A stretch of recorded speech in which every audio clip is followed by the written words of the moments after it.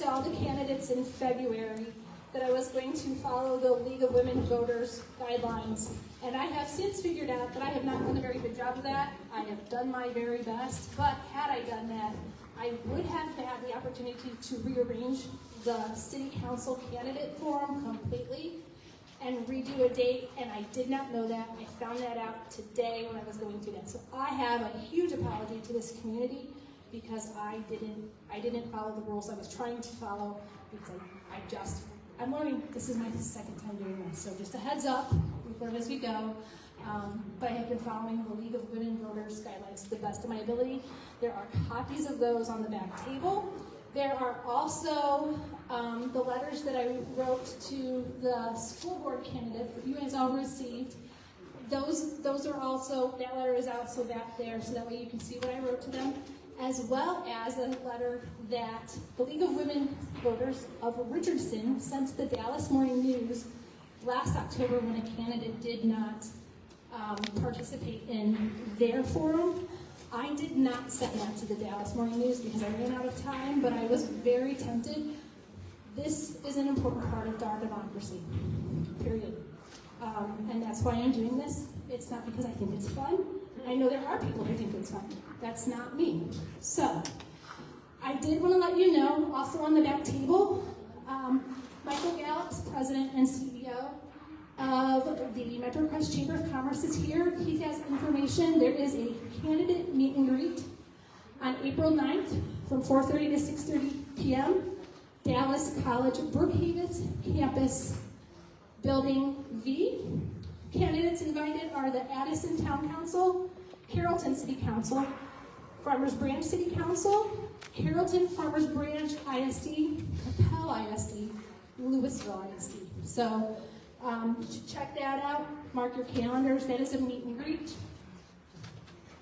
And then last day to register to vote is April 3rd. If you have 17-year-olds who will be turning 18 those last few days, they are coming up very quickly if it hasn't already passed the deadline for them to vote. But 17-year-olds can register to vote as well, as long as they are 18 on the day, on election day. So double check that. There is information on vote411.org, votetexas.gov, dallascountyvotes.org.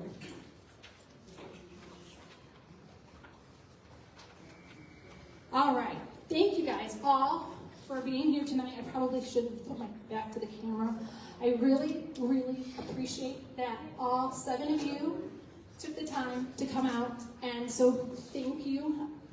All of us, all of the communities that you are hoping to represent, we appreciate the time and effort that it has taken to run for these positions. And so we really appreciate you for participating. I am using the order that's on the ballot. It is the same order that their candidate questionnaires are on the Branch Herald website. And they did not know until just a few minutes ago where they were going to be seated. Ileana probably had a hint because she asked for a shorter seat. But this is the order they will be on the ballot. And that is a random drawing done by the school district. The cities also do a random drawing. That is an open to the public event that you're welcome to go see. It's kind of cool, honestly. All right. So I'm going to introduce our candidates. We have a big apologies. That's okay. That's okay. I have been working on names. Hrbacek. Hrbacek. See, Tara Hrbacek. You are an incumbent, correct? Currently on City Council. Kim Brady, also incumbent on City Council. School board. Thank you. Remember, we're neighbors, and this isn't life or death. We're all good.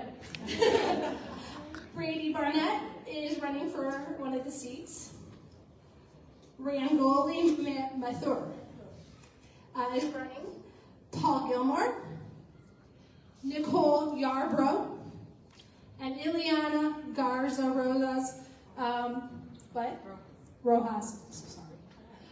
So these are our candidates for school board. There are 3 seats available, and there will be instructions on how that voting goes. All right. don't know what I'm going to do next. Ileana's going to start.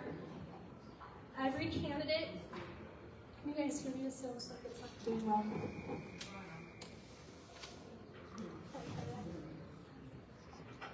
Does this one work? That's one works better. Every candidate is going to get 4 minutes to introduce themselves. We are starting with Ileana, going right down the row, and then all the candidates will have 90 seconds to answer their questions. Dan Bergeron, who is a partner of the Branch Herald, is handling the timer and timing for this part. So, are you ready?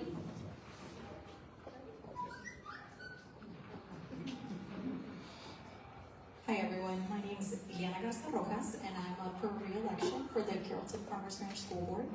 And I do apologize for sitting on a lower chair, but I was hurt, so I'm going to get that out of the way.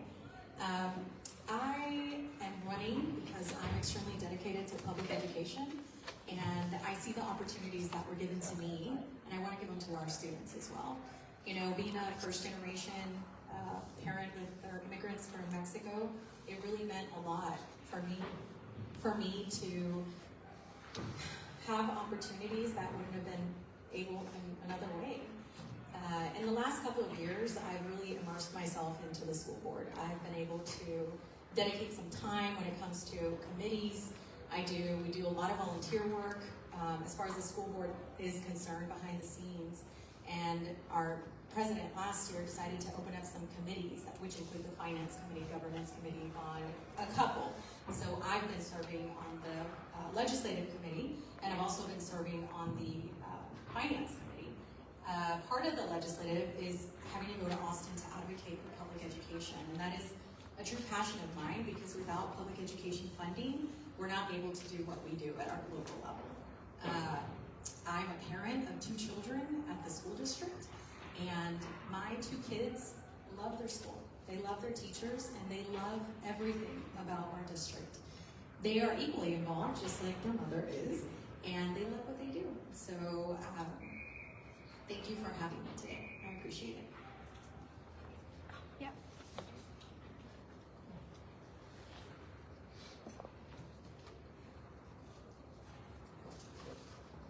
Hi, I'm Nicole Yarbrough. I'm a proud Texan. I'm a devoted mother of 2. I was born and raised in Houston. I came to Dallas in 2008. I came for a job. I came to work for HUD, for the U.S. Department of Housing and Urban Development. Currently, I'm a Texas escrow officer. I'm a licensed real estate agent as well. I've been in the real estate world for 30 years. I have a daughter that graduated. She's alumni. She started at Fresno Elementary, went over to Dan F. Long, and then graduated from Creekview. While at Dan F. Long, my daughter started in the band program, and in the band program, it really taught my daughter, the responsibility. And it's one of the reasons why I stayed in Carrollton is because of some of our programs. My daughter got to meet Freddie Jones, which adopted her to. She was playing the instrument. She played the trumpet and did private lessons, and we were both part of Trumpet for Kids. And the reason why I'm running is I want transparency in Carrollton-Farmers Branch. I really want us to dig deep, and our parents and our taxpayers deserve a seat at our table to see what's going on. That's why I'm running. Just to clarify, Kate, this is introducing ourselves, right? Introducing yourselves. Yep. Hello, thanks. Don't mind us, can't do you. So, my name is Paul Gilmore, and I am a product of Carrollton-Farmers Branch Independent School District. Our roots run deep. So, Central Elementary, Dewitt Perry, our alternative class in 1989. I met my high school sweetheart is my wife today. We have 4 daughters, and after high school, I enlisted in the military, went off and fought in Desert Storm. My wife pursued education at Texas A&M University. I came back I started at the Irving Police Department. I did that for 10 years full-time and 3 years as a reserve officer. And during that time, I also served in the Texas Army National Guard out of Terrell. So service runs deep. After I got out of police work, I got into real estate. I've been doing that 24 years, serving people, doing investments. And so we did not live in CFBISD when my kids were the school age. We lived in Collin County. My wife is an educator. We made the decision at the time not to educate our kids in Carrollton-Farmers, in Frisco School District. If we would have lived in Carrollton-Farmers Branch, it would have been a different story. But her being an educator, she decided that she wanted to homeschool. Well, we were fortunate, we did things that weren't cool back then. Like we homeschooled and we did it on the road. We had an RV. I was able to, because of my work, go and show them history, show them the battlefields, show them all the sites. I'm a scuba instructor. I was able to certify them in the underwater world in scuba diving and teach them that way. And so that's kind of the background. And so you might have heard, I've already had one person ask me tonight that I'm anti-public school and vouchers. That's the furthest thing from the truth. I'm very pro-public schools. Education is not a one-size-fits-all. And if it wasn't about me serving, I did it when I was 19 years old. My oath when I took it to go into the Army didn't expire in 1990 or when I got out. My oath continues. I will continue to serve and fight for the community that I live in and the country that I live in. When I went to be an Irving police officer, I did not know a person in Irving, but for 13 years, I stood in front of people and fought for them, and I didn't know them. I don't have a kid in Carrollton-Farmers Branch School District right now. I have grandkids that are in the school district and will go to Carrollton-Farmers Branch School District. And so, the same way I stood up for people I didn't know back then, I'm going to stand and fight for you and the teachers and making Carrollton-Farmers Branch the best that we could be. And we'll get into some of the other things, but that's me in a nutshell. I think I'm out of time, and so we'll hand it over.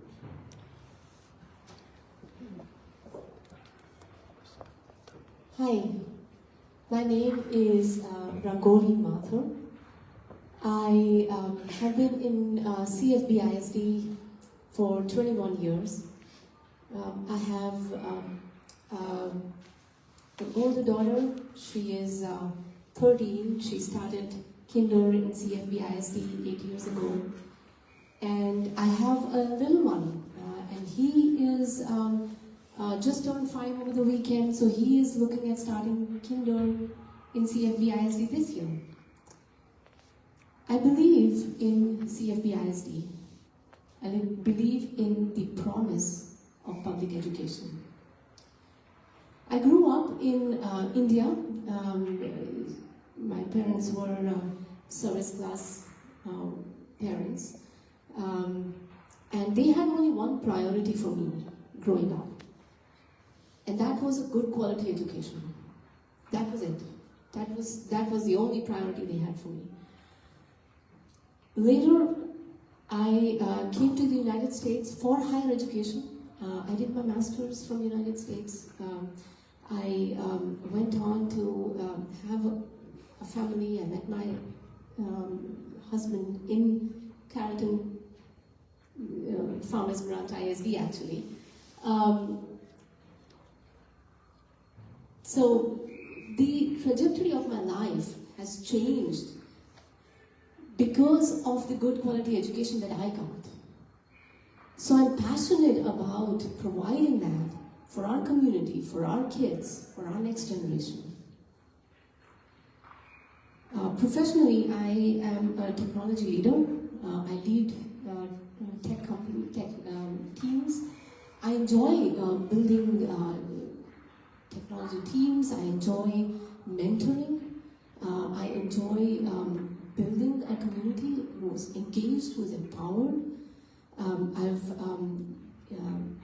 given talks at tech events. I've had a workshop at Women in Technology. I'm invested in our community. And I want to bring the power of education to our children, for our next generation. My vision for CFBISD is to be the education destination for our Metroplex. For all. Thank you.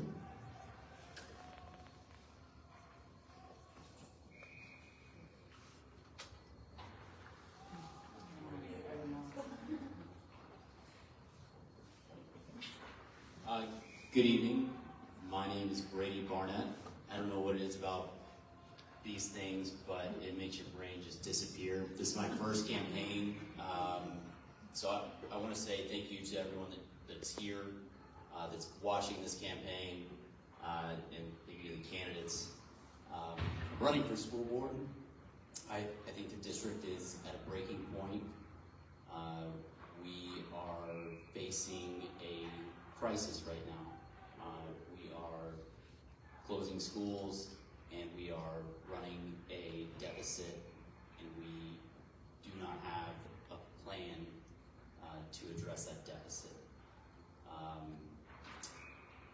A little bit about my background. I grew up in the mid-cities, graduated from Colleyville, went through the Grapevine-Colleyville ISD system. I'm a first-generation college graduate, proud SB alumni. We got windy in here. Or is that just me blowing hot air?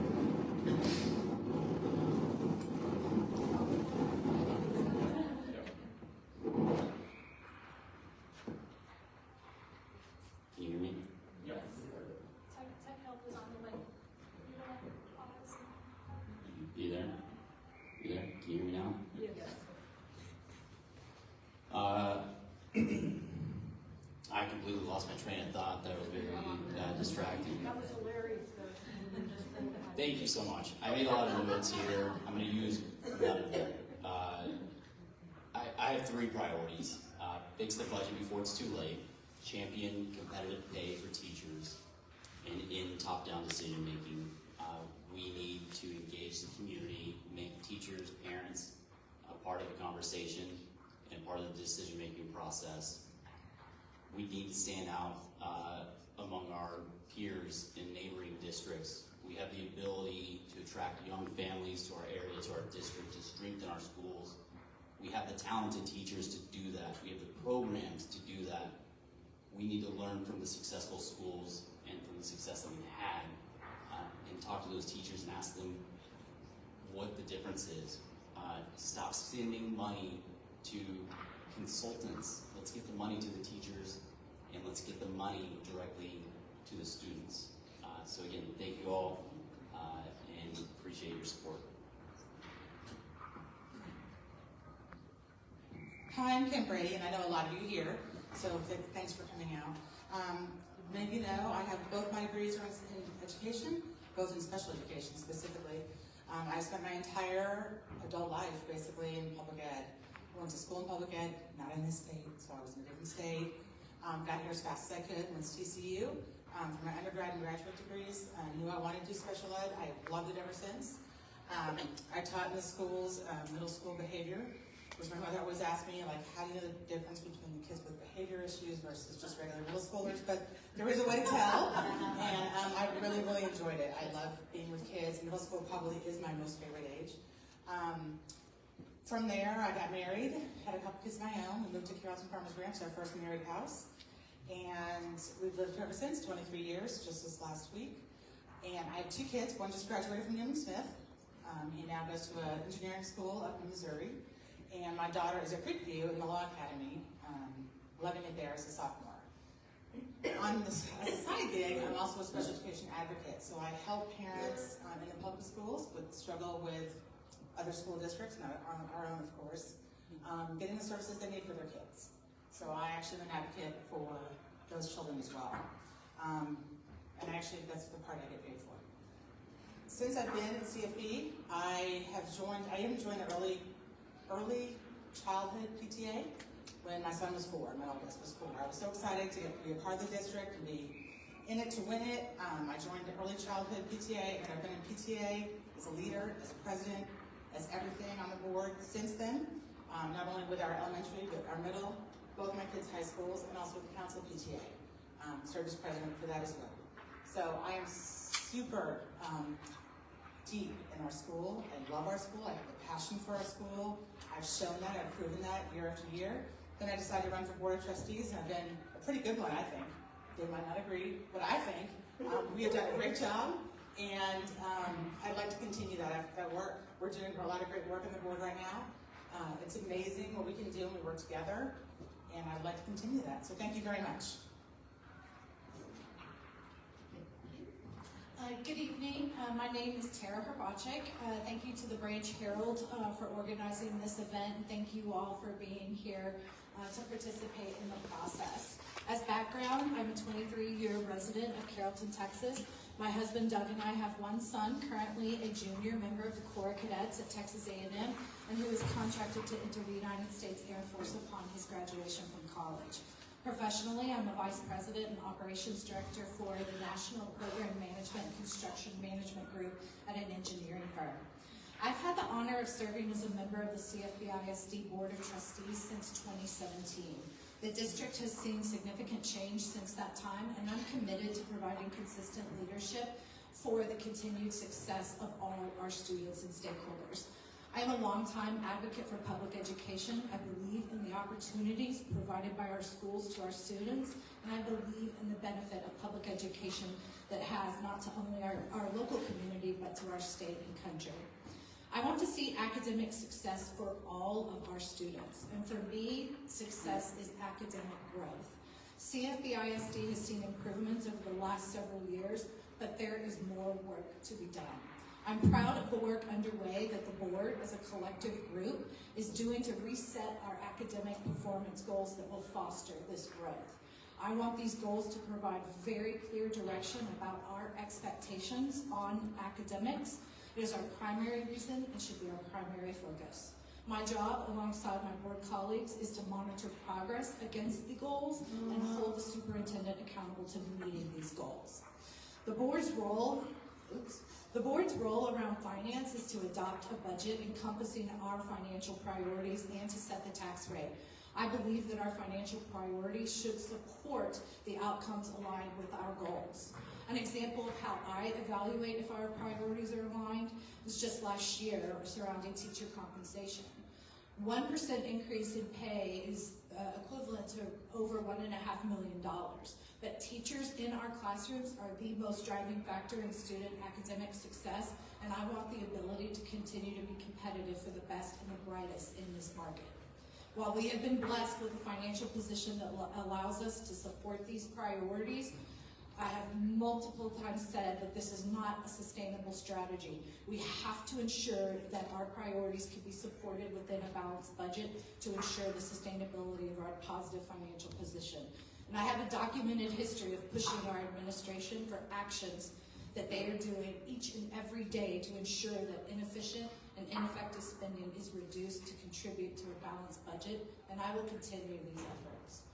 My experience in construction professionally, as well as my familiarity with our bond programs, will continue to be a benefit through our current bond program. Scope changes have to be evaluated to ensure the intent of the Citizens Committee is met, and moving forward, I will advocate for the development of specific indicators to support continuous evaluation of our facility needs. This supports a long-term and consistent approach on evaluating our capital expenditures. I look forward to sharing more tonight, and again, thank you for being here. You can hold on to that. Okay. You ended that round. You're going to start this first question. This is the only question other than 4 minutes to introduce yourself and talk on a topic that the candidates were given. The question is why are you running? And I know some of you answered that, but you have another opportunity to specifically say how are you running. From here on out, all of the questions have 90 seconds. We have a cute little timer that we'll be looking at, so they're tiny, but you can see the timer. And I'm sure he'll wave his hand to let you know when your timer is. What? Okay. At 30 seconds, he gives you a warning. So Here you go. Okay, thank you. So why am I running for re-election? As I've highlighted, I consider it an honor to serve all of our stakeholders. I believe that continuity and governance is important to support the stability and long-term success of CFBISD. Knowing where we have been provides critical insight on where we need to be, and more importantly, what we need to do. And what we need to do is ensure that our focus remains on student outcomes. Those outcomes can be academic growth, opportunities within our career and technical education programs for those students choosing to enter the workforce, or better preparing our students for college if college is their choice.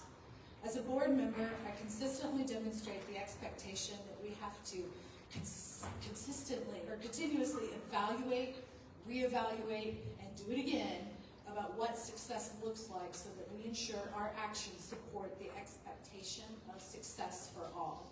I am running for re-election because my experience will help support our desired outcomes. Thank you. Yeah, you can down the line, you can. Yep. I am running for re-election also because continuity is important. It is important that we work as a team together for our students and keep our main focus, the main focus, which is our students. Outcomes, we all need to be looking at outcomes and making sure that our financial investments are producing the outcomes that we need. And in order to do that, we've got to continually maintain some continuity in the school board so that we can make sure that those outcomes are met. So I'm also asking for your 3 votes, 3 for Kim B. Thank you.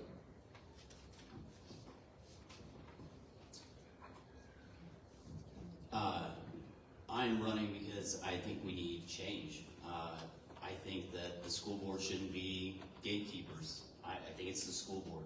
I think it should be involved parents. We should encourage working parents to be up here, not just empty nesters or people that are using it as a political stepping stone. It is so important for property owners, for voters, for parents that we use this critical time in our district to make some real change and to send a message to the parents and engage them. I think that it's been quite the experience so far. I look forward to continuing this campaign, and again, thank you for your support.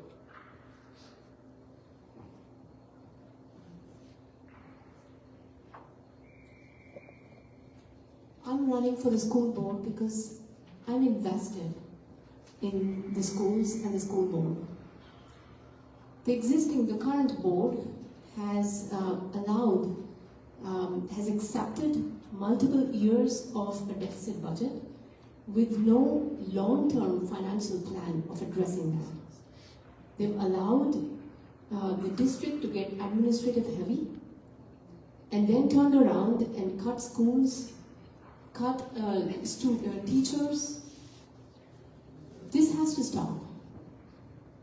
I'm running for the school board to bring our focus back to high-quality education, community engagement, and to fiscal responsibility.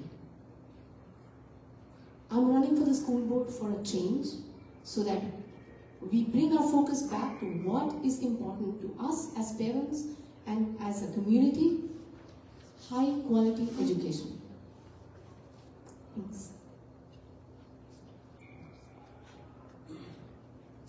As I mentioned, this is my hometown, the place where I grew up, received my education, and I'm proud to be a product of Central Elementary, Hewitt Perry, and R.L. Turner. These schools helped shape who I am today. Now my grandchildren also call CFBISD their district, continuing the legacy that was so important in my formative years. I'm committed to giving back to this community that gave so much to me, and I want to serve on the school board to ensure that future generations have the same opportunities I had. Unfortunately, I do not believe the current decisions being made by the board are as well thought out as they should be. They're not asking the right questions, or fully considering the long-term impacts of their choices. The result has been a loss of leadership and trust within the community.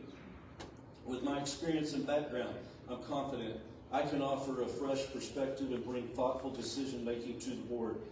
My service in the military and as a police officer taught me the importance of discipline, integrity, and making sound decisions under pressure. These qualities will help me be a strong leader and advocate for the best interests of our students, educators, and community. One critical issue I tend to address, and most board members agree with, but nobody's done anything about, is this thing we call cumulative voting. I believe it's harming the district, it's confusing to most voters, and has not been effective.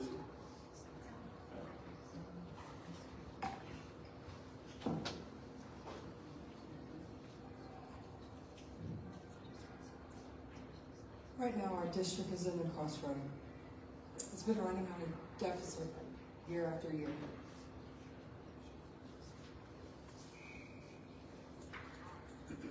As a trustee, my focus will be very clear.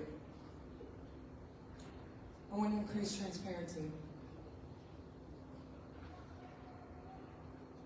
We really need community engagement. Our taxpayers really need it. Because our parents and our taxpayers really deserve a seat at the table. They would need to join us. I want to fight against wasteful spending to ensure that our resources go where they matter the most, as our students and our teachers. The consultants did a study, 805 empty seats, and predicted another 1,100 by the year 2034. I think those are outdated demographics. I'm running to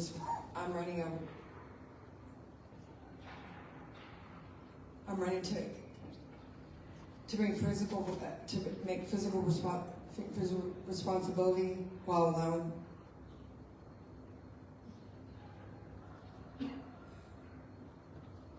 instead of shutting schools down. That shouldn't have been the first offense. It should have been the last offense.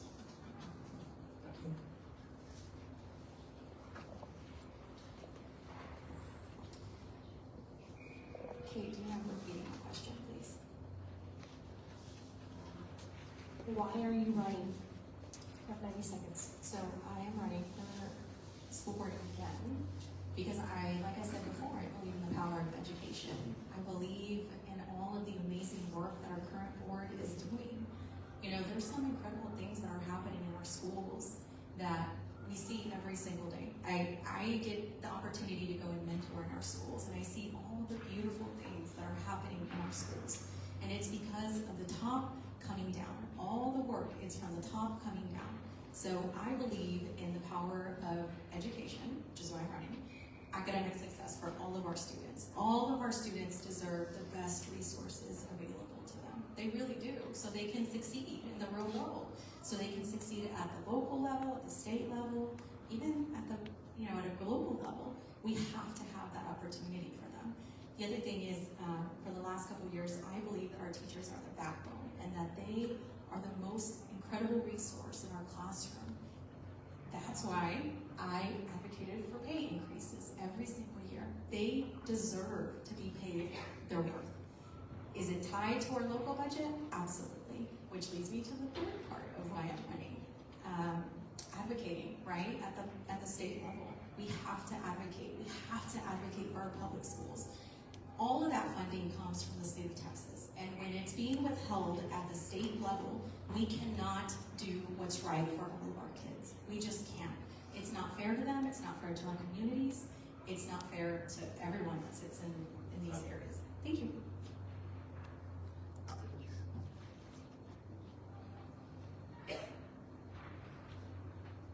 I'll start with Kim for a second. I guess this will be the third question.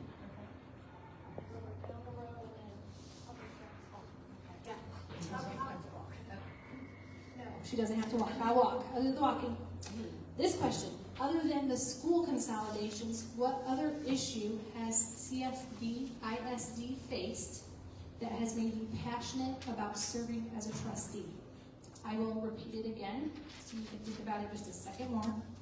Other than the school consolidations, what other issue has CFBISD faced that has made you passionate about serving as a trustee?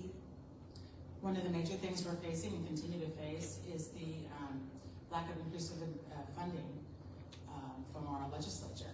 And so our school board has gone down to Austin. We've taken many courses through Raise Your Hand Texas. We've encouraged each other to raise awareness in our areas, to contact our government officials, which we have. We've met with them, we've collaborated with them, we've come up with educational priorities. We've given them to them to take down the legislature with them. We are very passionate about the lack of funding that is provided by the legislature, and we have jumped in with both feet trying to get that to change. We know how it affects our students, we know how it affects our teachers and our buildings and our facilities, and if we don't see that turn around sometime soon, this is going to end of our year. So we have really dove in. We've really jumped in to getting that change at our legislature.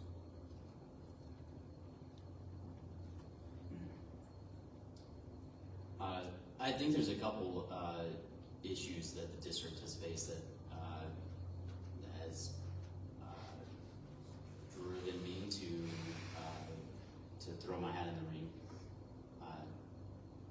Every district in the state is facing budget issues.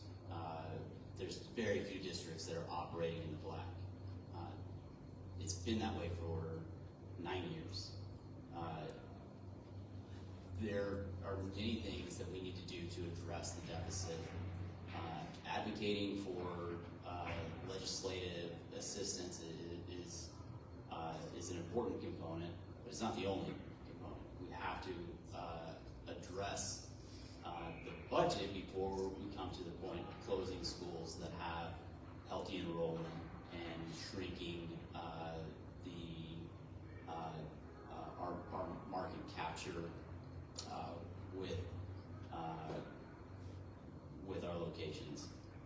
With the way that the state is heading and the strong likelihood of the funding change, we're opening up room for competition, and I think that's a very dangerous road to go on.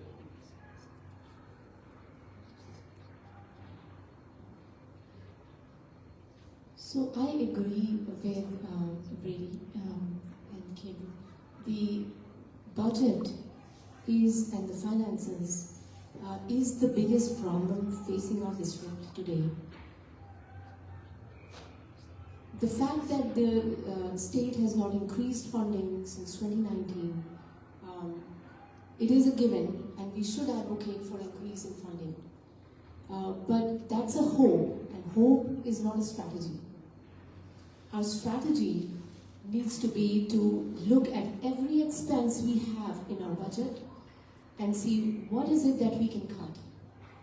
In the last 4 years, the district has increased their administrative staffing, increased their administrative cost and expenditure, even though they were well aware that there is no increase in funding, there is no increase in student enrollment.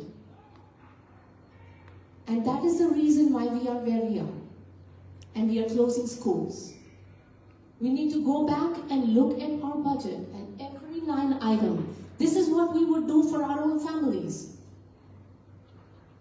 Before we cut our kids' violin class, we would look at every single expense that we are making every time we are hiring a consultant, every new administrative position. Thank you. I'm not going to sound like a broken record, but for lack of a better term, we need to doge the budget and start there. But what I will say, where I got cut off before, is the cumulative voting. That lit a fire under me, because I ran last year, and me and Luis Palomo cancel each other out. People don't understand it. It's confusing and it's stupid. And I've had most school boards say, members say, yeah, we want to do it, but it costs money. Yes, I understand it costs money. There's good money and bad money. But they're throwing money at all the administrators, that would cover it. So that's one of the things, but if we would have looked at the last 3 or 4 elections, the undervote, if you know what that is, would have won the elections. And so people don't understand it. Why are we using a system that's antiquated and no one understands?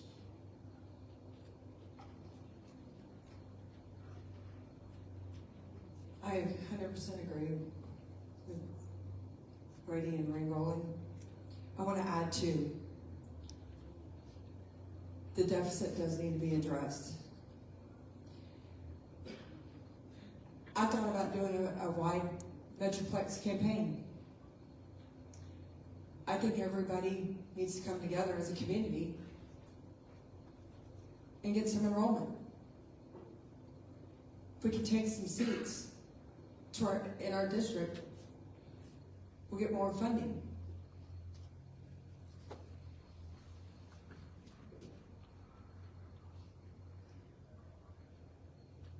I'm ready to, I'm here for the children. I really am. I'm a mother, and I've seen, it's all happening all over. The schools are closing. But I don't think we did our part as a community. The deficit has to be addressed immediately. If I was voted in, that's the first place I would start, is our budget.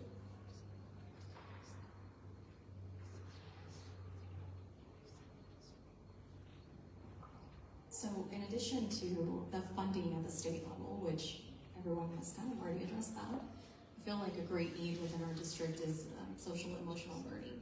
So, you know, post-pandemic, there was a lot of issues that happened, that came up.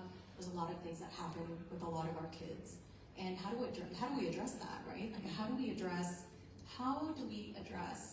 something that wasn't caused by us as a school district? Something that needs to be addressed at a local level, in the homes, with cooperation of parents, with cooperation of our community. We have to have their support.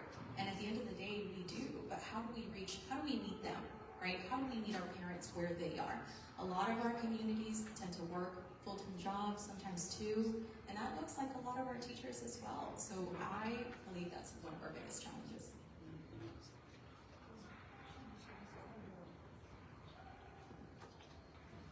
Thank you. Yes, the budget funding important, but just one other example. I'm going to talk about attendance. So in prior years, we had seen declining rates in attendance. Our students being in the classroom learning. If students are not in the classroom, they cannot learn. And so the board collectively saw that this was a problem. In our discussions, we decided that that was going to be a very specific goal for last school year and set a target number. The district then implemented a plan for marketing, advertising, calls to families, the importance of, what kind of instruction time you miss if you're not in the classroom. And so we saw our attendance rates go up. We met our goal, and it just makes me excited because that means our students are getting the best and the brightest in our classrooms, and they're learning, that is what we want. Thank you. Thank you. Next question comes from our audience, and you started a question. The question is Brady's turn to start. How have you personally been involved in our schools? How often are you in the schools, volunteering, mentoring, etc.? So 2 questions in one. How have you personally been involved in our schools? How often are you in the schools, volunteering or mentoring or other activities? I am a member with the PTA of the elementary school. I'm at the school at drop-off and pick-up every day. I'm in the schools whenever the opportunity arises. I think we heard Mr. Hrbacek talk about marketing, and marketing is an interesting word. We need to send a message to the parents that we want their engagement. We want to give them the opportunities to be engaged. And if there's a marketing team at the district level that is doing that, I think it's something we need to explore and see how we can strengthen them and engage more parents, because what I've learned from this process so far is the importance of active parenting and engagement in the schools. I just hope that I'm not 4 years too late.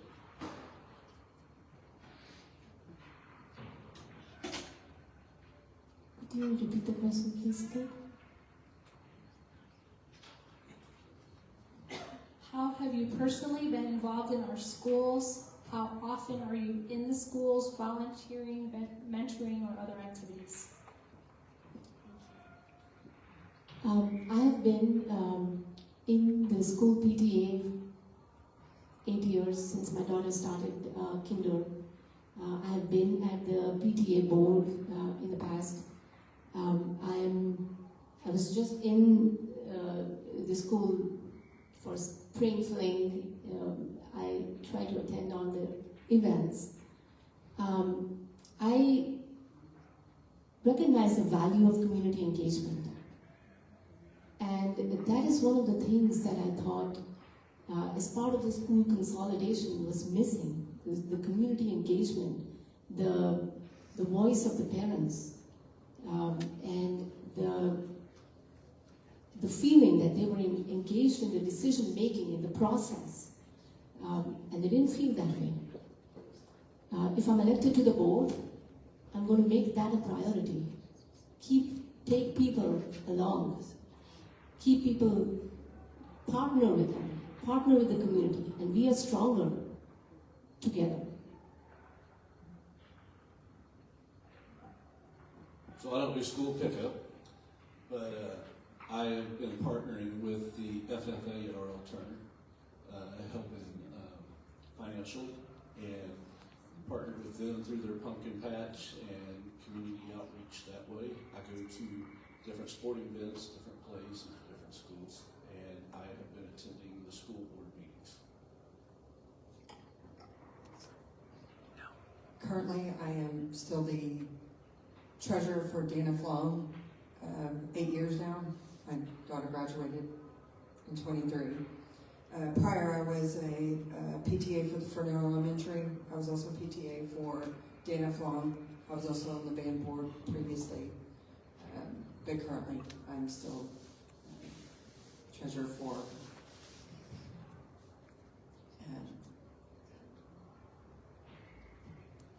So, I know my wife is watching, so I kind of have to address this to her. Thank you for everything you do and how you support me, because she's going to say sometimes, you know, I overcommit, but I really do love what I do. So, at my kids' school, work on PTA, I'm on the board, I do a lot of chairs. I've done it, you name it, I got it. We're taking care of it. Outside of the school, I go and I mentor once a week, right? And I spoke about social and emotional learning. And I mentor this little boy who came from Honduras and is in 5th grade. And I've been mentoring him for the last 2 years.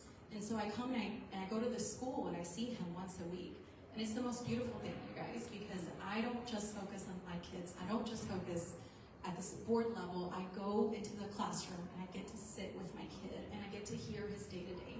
Yesterday he shared how terrified he is of middle school. He has nobody to share that with.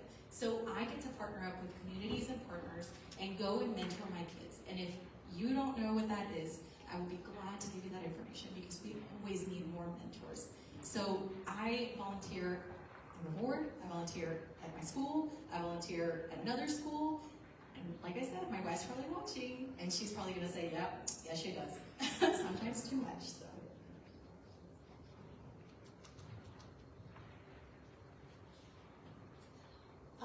So how have I personally been involved in schools, and how often are you in our schools? So I mentioned my son graduated from Rangoli High School in 2022, but when he started at Good Elementary in 2009, I started my involvement with PTA.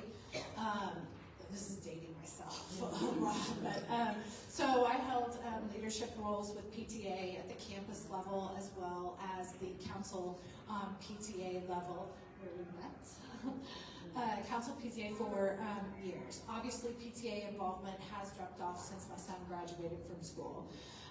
Now, as a board member, we receive invitations all the time for fun and exciting things in our campuses. And I don't get in our schools as much as I would like to every single day, but when it coordinates with my work and my travel schedule for work, I do love going in. My most recent was Read Across America at McStrick, and got to read on video to the whole school, and that's fun, and so that's always an exciting event. Additionally, baseball games. My husband and I are big baseball fans, and just Friday night, if you haven't had a chance to go to Kelly Field and have a Kelly special at the baseball game, highly recommend. But it's always great to go out and support our students either in the campuses or at the athletic and fine arts and the theater events. As you guys have already heard, I'm very involved with PTA. I still am. I still serve on 2 boards. Yes, I only have 1 kid in the school, so I serve on 2 boards. I also attend Campus Improvement Committee meetings.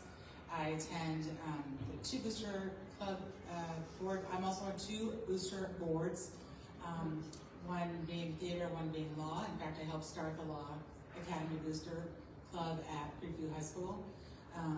I attend all council PTA meetings, still now, and I attend anything and everything that you get invited to, I go to. If I see something on Facebook and I say, oh, I can go to that school because I haven't been there in a while, I go to that.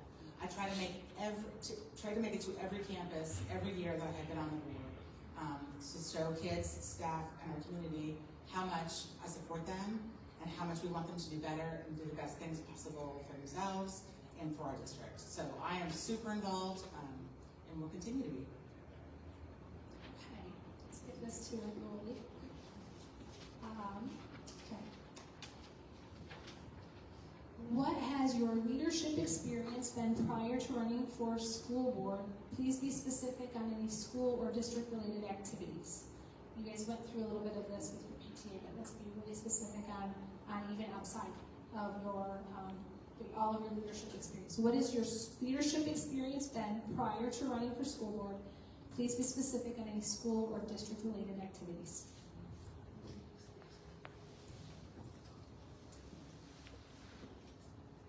I mentioned I've been on PTA board in the past. Outside of the schools, I've been a technology leader, 15 plus years.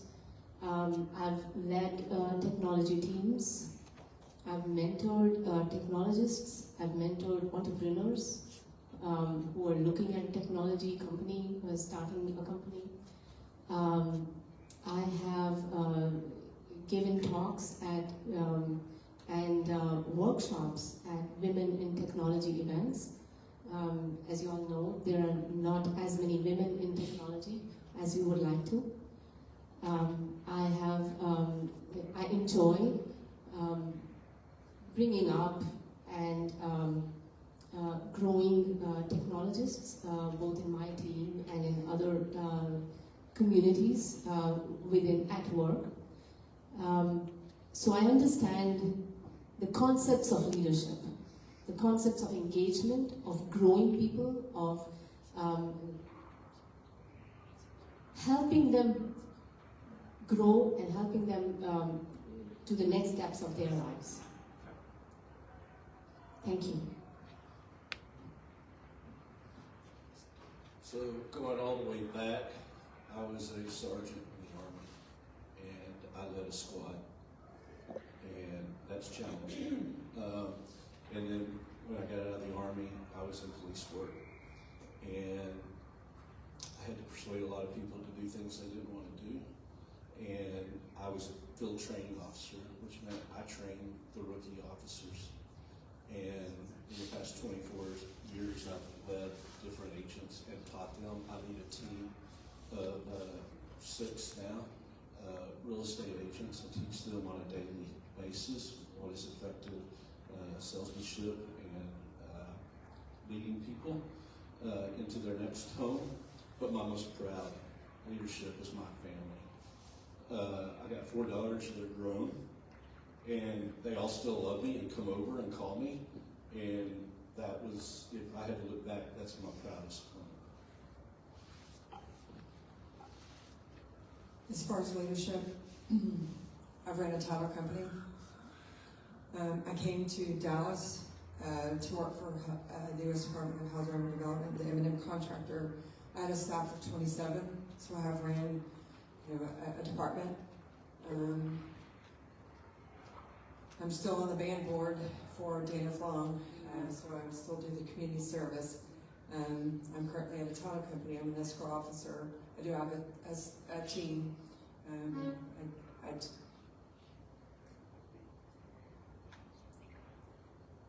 That's all I have. So prior to being on the board, I was actually a Dallas advocate for CASA for 10 years, which is where I really found my love and my passion for serving children. You know, kids that are in the foster system have to go through a lot, and it can be a lot for them to handle. And if they don't have somebody on their side, if they don't have somebody advocating for them, they don't have someone that's looking out for them, things aren't going to go well for them. So in addition to that, I've served on the PTA board since my kids started. I mean, I was feeding all the way, y'all. It was COVID, and I was like, let's do this. Let's be a part of this school, because I was all invested. I've done carnival and auction chair with a friend of mine, several friends of mine, where we partnered up and I helped them get donations. I've been able to do movie night chair. I've been able to do, you name it, I've done it.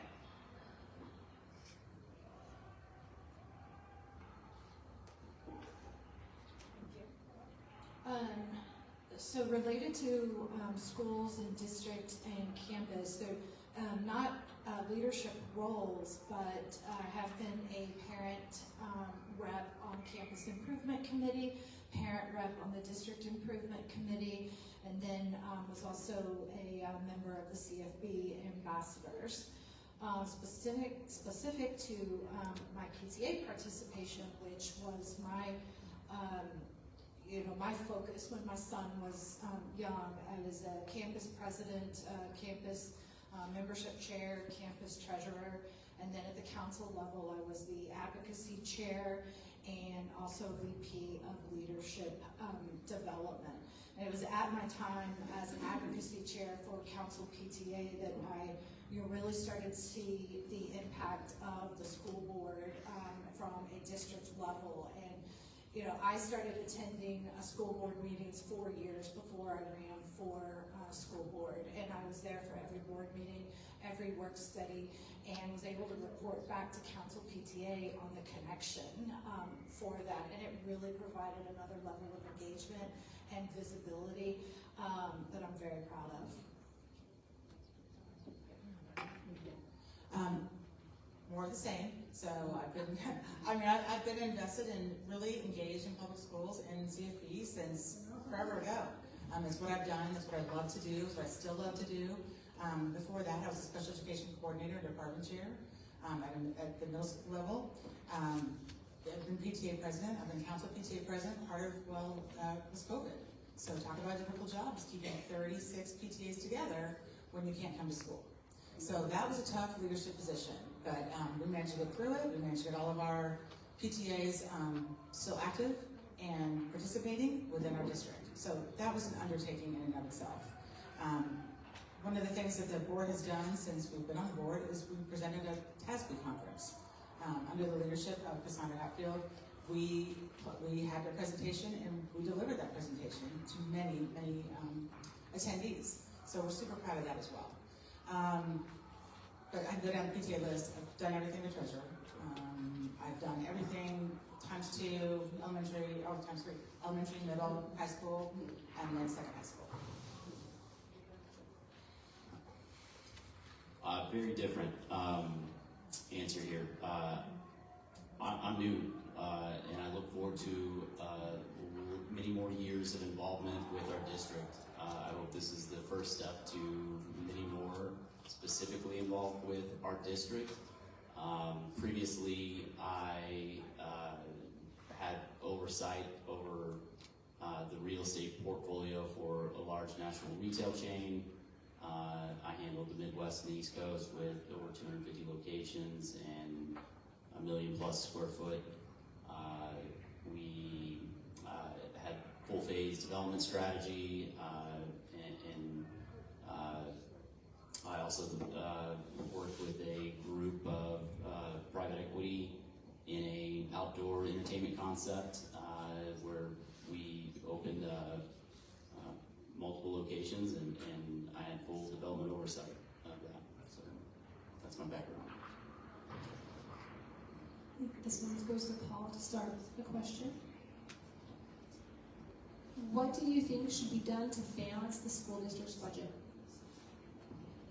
Well, your two biggest expenses are buildings and employees, people.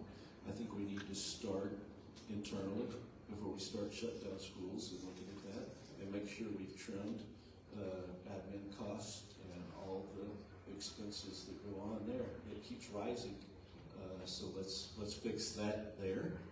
I know there's no easy solution to this, but tough decisions have to be made, and I don't think we start jumping into closing the best school.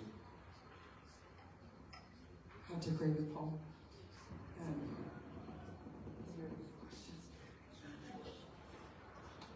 What do you think should be done to balance the school district's budget?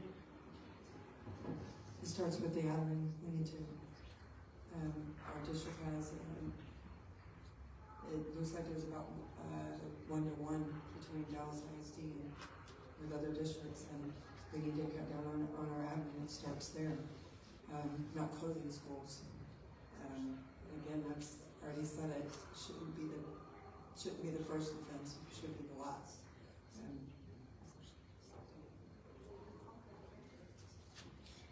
Can you repeat the question, please? What do you think should be done to balance the school district's budget? So our school board is very dedicated to addressing the budget, okay? You know, we have committed to occasional workshops of getting the review, of looking at the data, of getting more information from our chief financial officer. They provide information to be able to tell us where do they think. They're the experts, right? They know exactly where the money needs to go or what needs to be shifted to. They understand it better than we do. And so we rely on them a lot. But one of them would be maintenance and operations. We can take a, I don't know why it's making that noise, I'm sorry. We could take a look at that. And of course, you know, also taking a look at positions when it comes to overtime. Unfortunately, in our district, there's some positions, like in transportation, I would say, that we have to have overtime. We have to have these positions because there's not enough people to cover.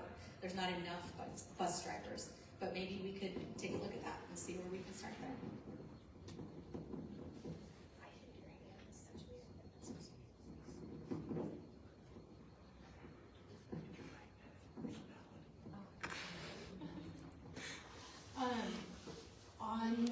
To balance the budget, that's an ongoing effort throughout the year and the process. And we're getting ready to kick off our workshops, budget workshops to for the board to identify our financial priorities and then place the expectation on administration that we do expect a balanced budget. That has been the message within the last year.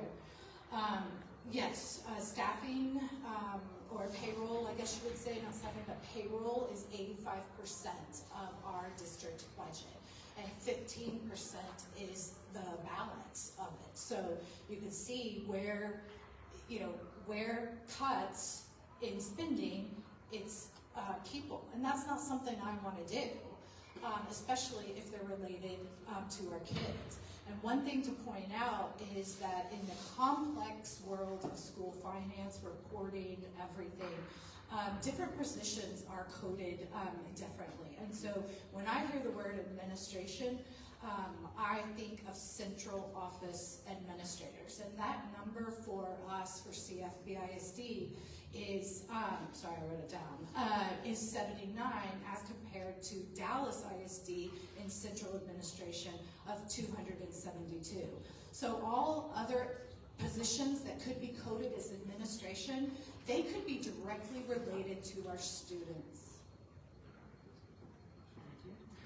I just want to let y'all know that the district has been awarded a Certificate of Excellence in Financial Reporting for the last 46 years in Yarbrough. And they've earned their superior rating for all financial accountability for the last 22 years in a row by the Financial Integrity Rating System of Texas. Part of what you're seeing now is because inflation. Do I need to tell any of you how your insurance rates have gone up in the last 4 years? Well, it has for the school district as well. Inflation, materials, cost of goods, everything has risen dramatically. While our enrollment goes down, we have less money to spend. That's just the way it is. Our budget deficit is directly related to the fact that we gave our staff raises 2 years running. One Tara mentioned, and that was only teachers. The second year, we gave raises to all of the staff. Because what makes those districts that our district run are the people behind the scenes, our custodians, our cafeteria workers. They also needed a raise. But everything's costing more. So even at our 3% raise that we gave these amazing teachers and amazing staff, barely covered the cost of their insurance premium raise. So the average raise is about $1,300. Well, guess how much more they're paying in insurance every month? About $100 a month more. So our generous raise just went to that.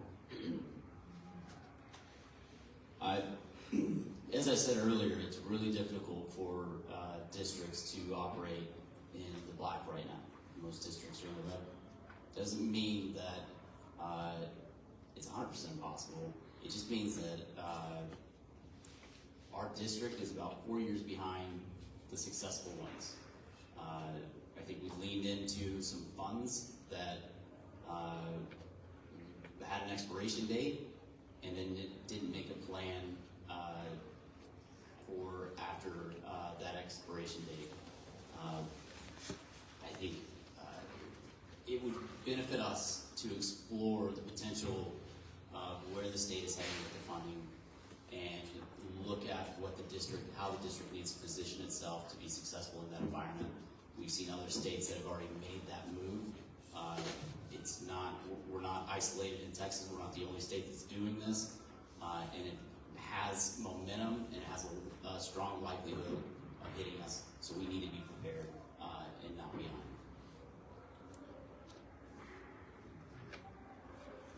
Repeat the question. Thank you.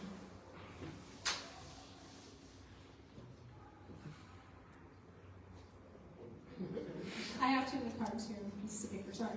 What do you think should be done to balance the school district's budget?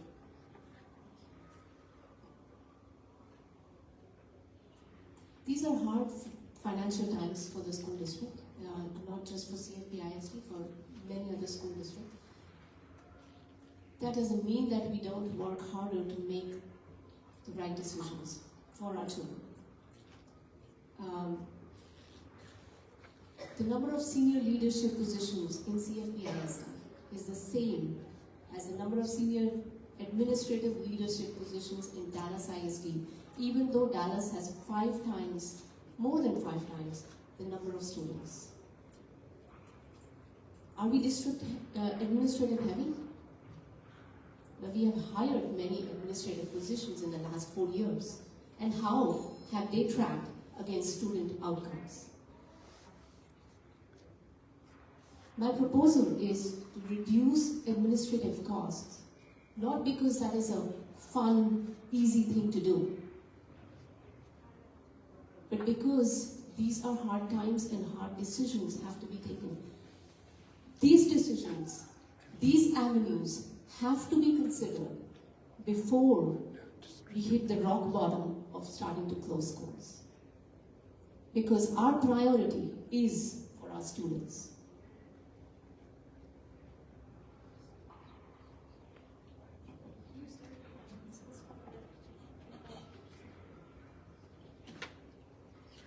How do you plan to engage the community in key decisions when all the discussions are between the board and district leadership? I'm reading that again.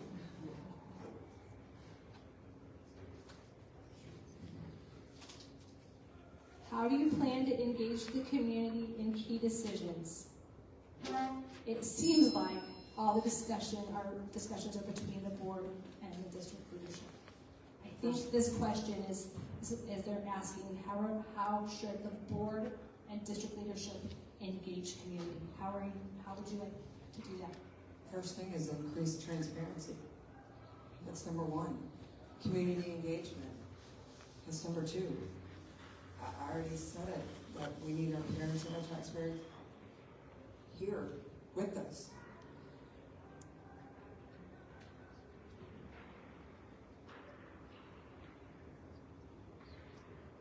Can you repeat the question? I know. I'm gonna attempt to do this again. This one, yeah. How do you plan to engage the community in key decisions when it seems like the discussions are between the board and district leadership? It may seem like that because it goes public, right? There's public, we sit in the bias, we ask questions. It may seem like that. But at the end of the day, there's engagement that's happening every single day. There's engagement that happens, feedback from administrators, feedback from teachers that we hear that is reported back to us. It's information that's being given to us to make some hard decisions. Whether that be, I'll give you a great example, the calendar. I mean, that was a big engagement. People don't want to take the day off on a Friday, half day, 2 days. They don't like that. They want to be able to stay consistent. They would prefer a whole week off in October. We had some significant community engagement. We also have committees that serve us and that we do community engagement in that capacity. So from my perspective, I would like to continue that. I'd like to continue to see the surveys. Would like to continue to see the data being given back to us.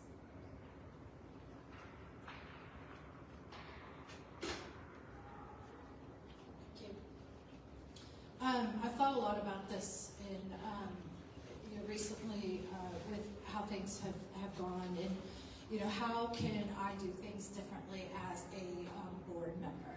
Because obviously our board meetings you can attend. Our board meetings, our work studies. Anyone in the community can attend the meetings. You have the added benefit now; they're streamed and then posted on YouTube, so you can watch them when it's a convenient time for you. But I think I would promote engagement of our community with our board meetings. This is where a lot of the information and discussions happen.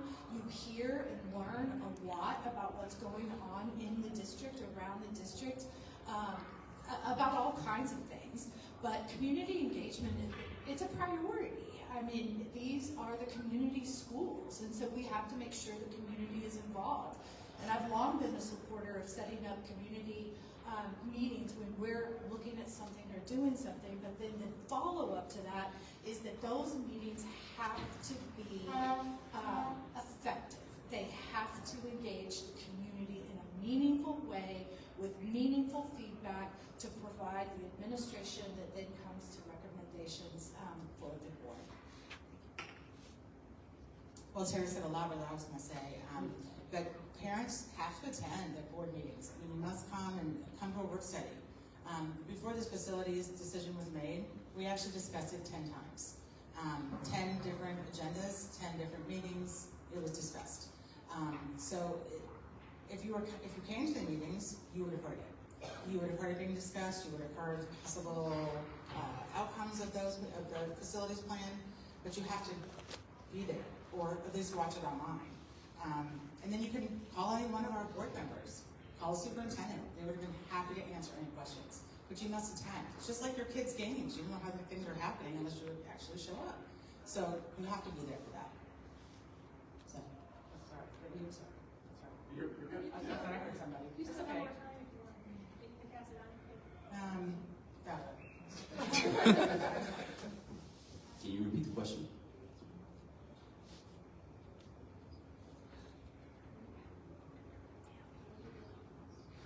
How do you plan to engage the community in key decisions when it seems like all the discussions are between the board and the district leadership?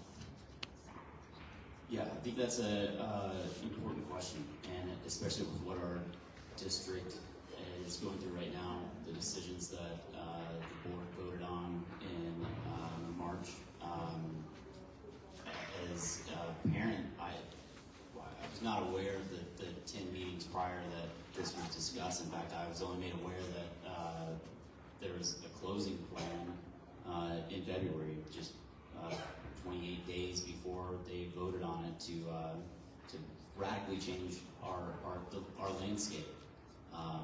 Other districts have valued parent and voter input, and they've listened to it, and they've adjusted their plans accordingly.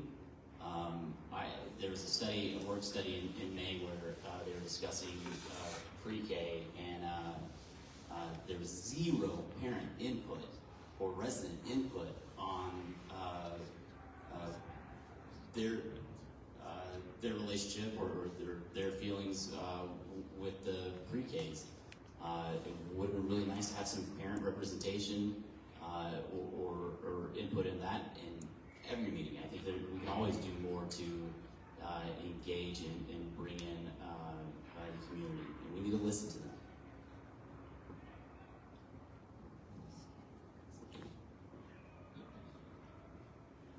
I think when you think about leadership, there is an active engagement and then there is a passive engagement. Passive engagement is when you say, I'm going to post something here, and you're free to go and comment. I'm going to have a public meeting, you're free to come to my meeting and give me a comment. Active engagement is where I'm reaching out to you. Hey, I'm going to do this. What do you think?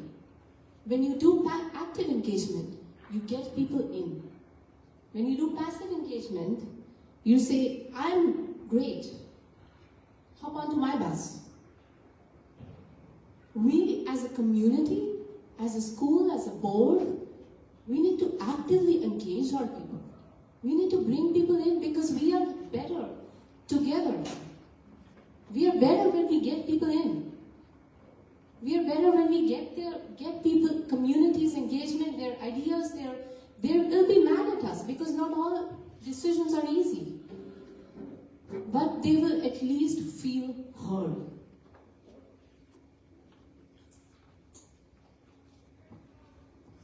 So I'm just going to use my context clues and say this comes from the school closing and people feel like they weren't heard. And I don't think we're going to reinvent the wheel. They use the text, they use the email, they use all that. Last year when I was running, I mentioned that Cassandra, the president, last year said they were doing a study. They posted it, and I agree with them that it's more active. No one envies the board had to make a really tough decision. The whole state of Texas, they had to make that decision. I think, and I talked to Dr. Eldridge the other day, I was like, it was the messaging. And you didn't get one solid message. We can always do better. Even if you think something's perfect, we can always find something that we need to do better. But it was the way they messaged, and not everyone had a unified message. And it just snuck up on them, even though they said there were 10 meetings and they were posted, there were. But you got parents that are trying to feed their kids and go to school, and so we just got to be better going through the PTA or whatever that is.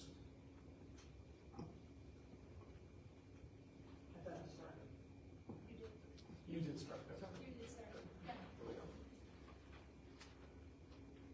We are getting close to 9. I believe it is 8:46, so we'll do one more.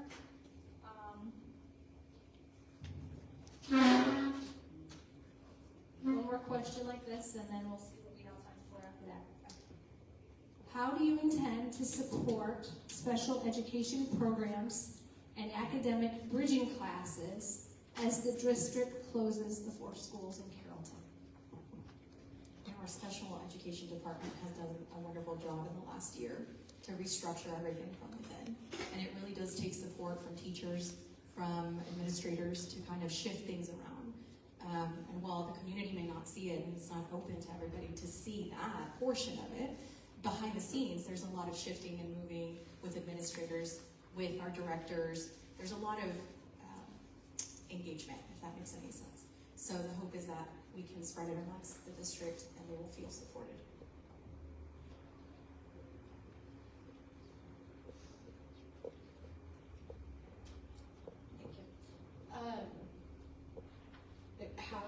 Repeat, sorry. I'm sorry, I'm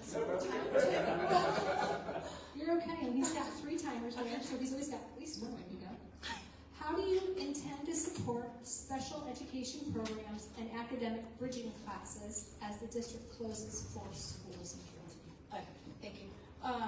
I, as a board member, my role would not be on the day-to-day management of the programs or our opportunities for our special education students. My role as a board member is to set the expectation for our superintendent, and the expectation is a transition has to be managed, it has to be communicated with enough information that parents, staff, everyone knows what is happening, and it's my job to make sure that if there's a resource needed for our special education students, teachers, classrooms, that we figure out how to make that a priority within our budget development workshops.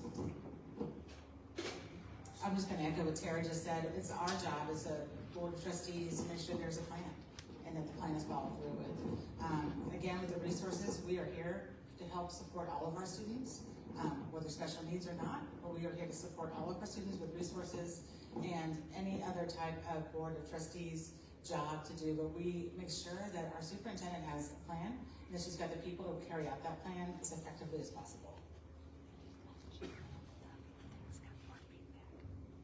The special needs and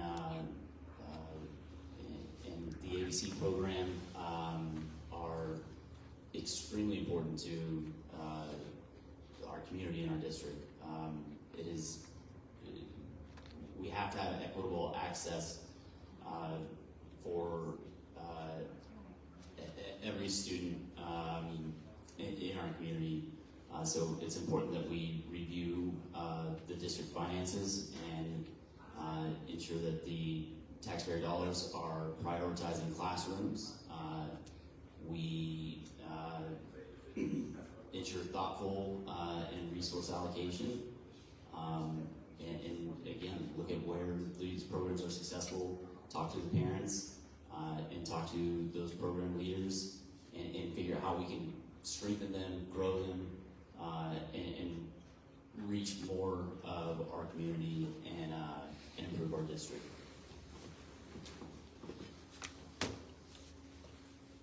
I think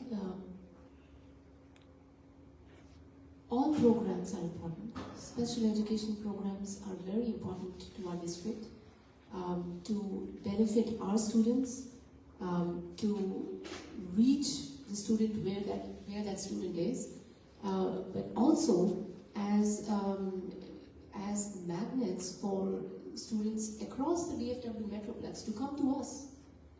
That is where we need to be. CFBISD needs to be the education destination for the DFW Metroplex. And that means addressing every different type of student need and having exceptional programs so that parents want to move here, and those who can't still come to us, to our fantastic schools, to our programs, to get their children to our schools. And for that, special education is important.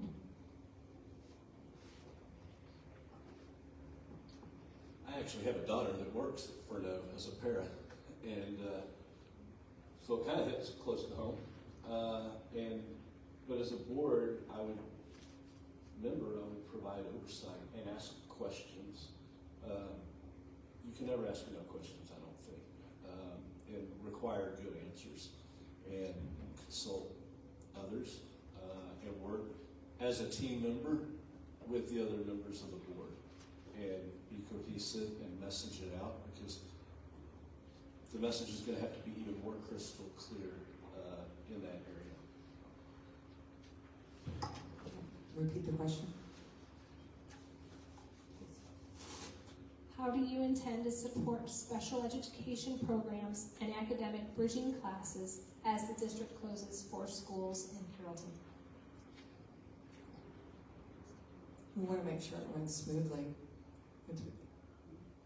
Because as I said, there was going to be go through widespread of all the schools. We want to make sure that we collaborate with all the teachers, with all the principals, everyone, that our parents, make sure it just runs smoothly during the transition, and none of our children are affected by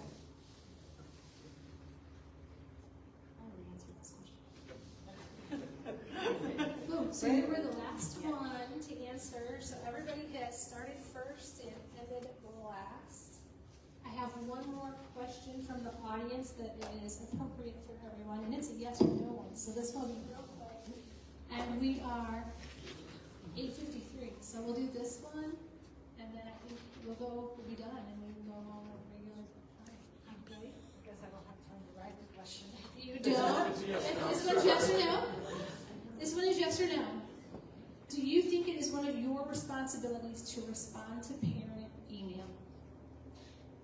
Yes. Can I say anything else besides what I'm about to say? I just want You you know to what? understand. If we're gonna do that, then you go back to the Tara. She's going to say the same thing. Well, I guess we're doing we're that. gonna do a time. It looks like a yes or no, but we'll give you 90 seconds for it. Okay. Yeah, follow the rules. I'll repeat it again. Do you think it is one of your responsibilities to respond to parent email? I think it's a responsibility to respond to our community members, anyone, not just parents. And I had said in our last board meeting that I didn't get the opportunity to respond to every single email that I got, but that I appreciated the emails because they made me think, they made me ask different questions on that. But our board operating procedures have very specific rules on how we respond with communications to the community, and I follow those operating procedures. And additionally, a lot of the information, or if there's specific questions or information requested, is information that administration needs to comment on or reply, not necessarily the board members. So if there's a situation like that, I try to put that parent or the community member in touch with administration. Thank you. That's kind of where I was going with that. Yes, the answer, absolutely. Got to reply to our community. However, there are rules in place for board members. So when a parent sends an email and it's to the entire board, it is understood that the board president will be the one that to reply. So we don't all reply to all. We don't do any of that. There's no back and forth. It's the board president that replies to those. So the emails that were sent directly to us, simply, then yes, we reply absolutely.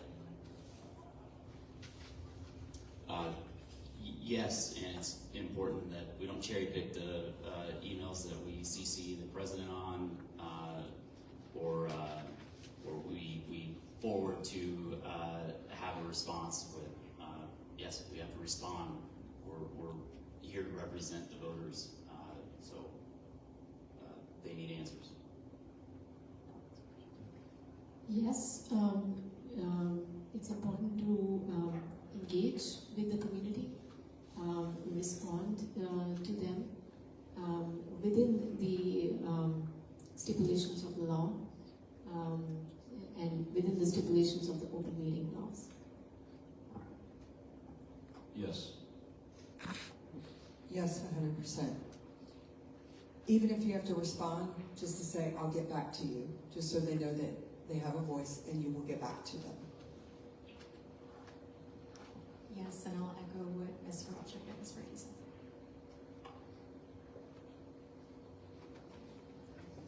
All right. With that, it is a work night, school night, so we're going to be respectful of time and end. I think even a little before 9. We are not going to take the audience questions. We want to make sure everything is ask the same to everyone. So this is where we're at. You guys know how to get in touch with everybody here. They all answered the questionnaire for the Branch Herald. Every single one of them is on the Branch Herald website with their contact information. So you can call them and email them.